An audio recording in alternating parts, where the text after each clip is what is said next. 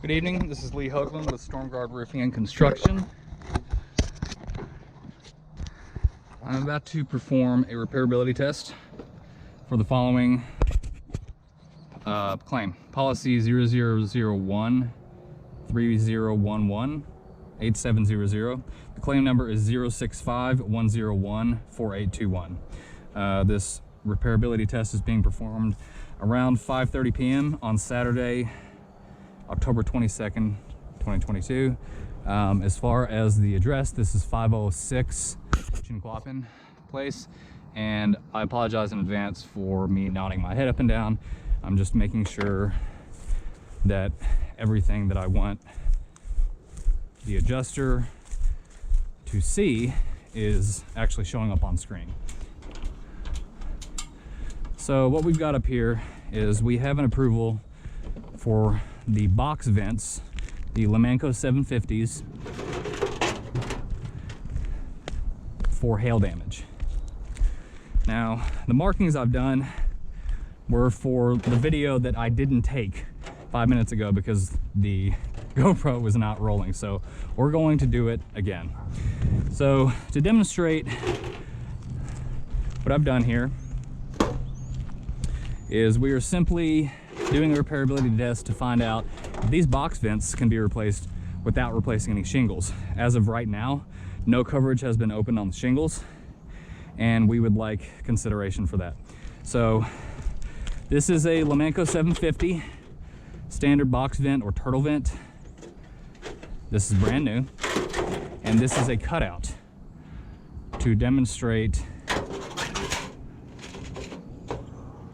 that these box vents, in order to replace them, shingles have to be removed because they overlap the edge areas.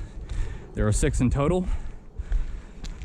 What I found on the previous test, and what will more than likely be an issue on this test, is to determine if these shingles can be reused. As common, or for common repair practices, we do need to look at the repairability of these, of this roof in general, and the shingles that would need to be removed in order to perform this repair. I'm using a very, very gentle pry technique to pry these up to determine what kind of condition they are on the underside. Now, in looking at these shingles, specifically the underside, what I'm looking for is repairability, and that includes several things. Here you're seeing what we call material transfer. This shingle and this shingle cannot seal back down. This shingle is also no longer usable because of the marring to it, and this is not from prying it up. This is simply because of the sealant. We've got what we call material transfer. So this shingle is no good. If we continue up the side,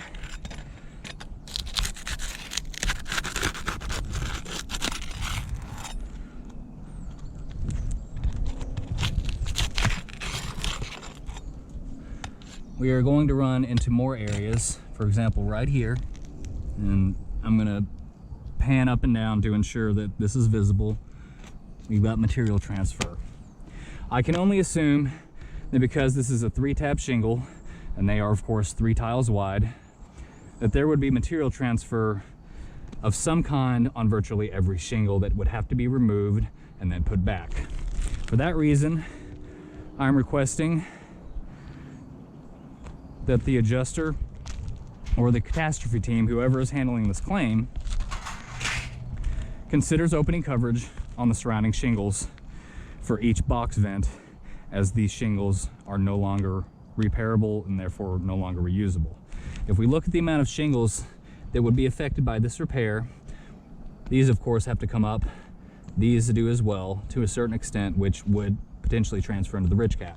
However, if we go 1, 2, 3, 4, 5, 6, 7, we have 7 rows tall, and between the way these are staggered, probably 3 shingles in each direction. That puts us at 21 shingles needed per box vent across the roof. Additionally, Box vent number 1 on the far left side of this slope is adjacent to a pipe flashing. So this would need to be removed. We would need to replace this as well as shingles, probably out to the rake. So when we look at the amount of shingles needed to properly replace these box vents as they have taken damage from hail, we're looking at 6 box vents, 21 shingles per box vent times 6 box vents, looking at 126 shingles at a minimum needed to perform this repair. Per this video, please consider opening coverage on the shingles, and we will go from there. If you have any questions or concerns or any additional repair attempt requests, please reach out to myself, the policy holder, or Brenna Hazard, also with Stormguard Roofing and Construction. Thank you very much for your time, and talk to you soon.